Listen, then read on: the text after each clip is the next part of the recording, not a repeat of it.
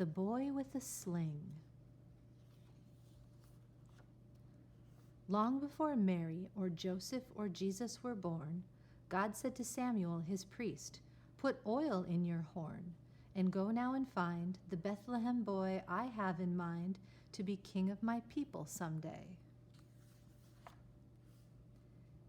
It was to the home of Jesse that Samuel went. After meeting and greeting his sons, he asked, "Are there more?" And so Jesse sent to the fields for his youngest, David the shepherd boy, handsome and strong. God said to Samuel, "You are looking for one to be king? This is he. Take holy oil, anoint him for me." Nobody knew except God and his holy man Samuel what this would do. Alone on the hills, he had to keep lions and bears from stealing his sheep, and the Spirit of God gave him such courage and might that the wildest of creatures he dared to fight. There was at this time a long war. The Philistine army and the Israelites under King Saul camped in 2 mountains. Each morning a Philistine giant, Goliath of Gath, came down in the valley of Elah to call, "Is any man here who will fight against me? I shall chop off his head and cut up his body like bread and toss to the beasts and the birds. Who will dare?" Goliath the giant put fear in each Israelite heart with his shout. His brass armor clinked, his long spear made even the bravest men doubt that any could fight him and win. One day the shepherd boy David came with cheese and some bread for his brothers who fought in Saul's army. Like the others, they ran when Goliath came down.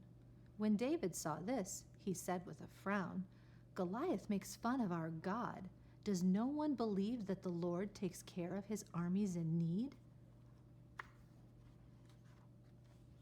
I will fight this giant myself." King Saul heard of David's brave words. He sent for the boy and he smiled. "You are hardly more than a child. Goliath knows all about war. What are you offering for?" Said David, "Out in the field, when either a lion or bear try to steal my father's young sheep, my God helped me fight with him there. I know in this battle God will shield and deliver me still." Saul put his armor on David. "Here is my coat of mail, my helmet, my very own sword. Go in the name of the Lord." But Saul's armor was heavy. He fell. "I cannot wear them, O king. I am used to only a sling." With his sling and his shepherd's crook, David stopped to search at the brook for some stones. With these in his bags, he went on to the place where Goliath of Gath made the Israelites tremble in fear. "Who is there?" roared Goliath. His shield bearer stood before him, but he was still able to see David the shepherd boy. And with a sneer and a laugh that was cruel, Goliath drew near. "Why do you pick such a boy for this fight? Am I but a dog to be chased with a stick? Come, I will throw all your bones to the birds of the air and the beasts of the field."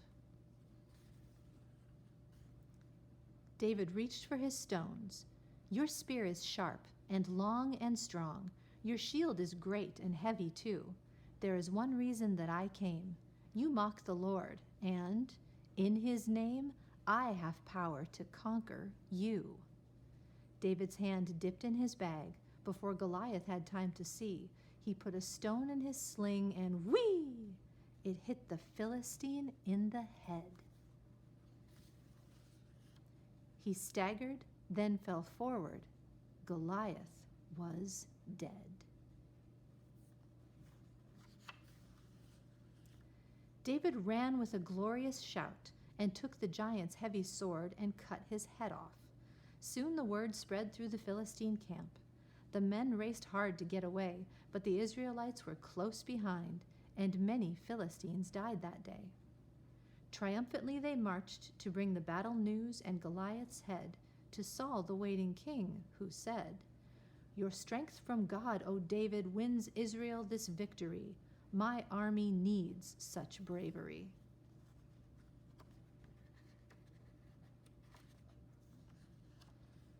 From that day on, young David stayed at court with Saul, who knew he'd need a captain who was strong to lead his men in other battles too.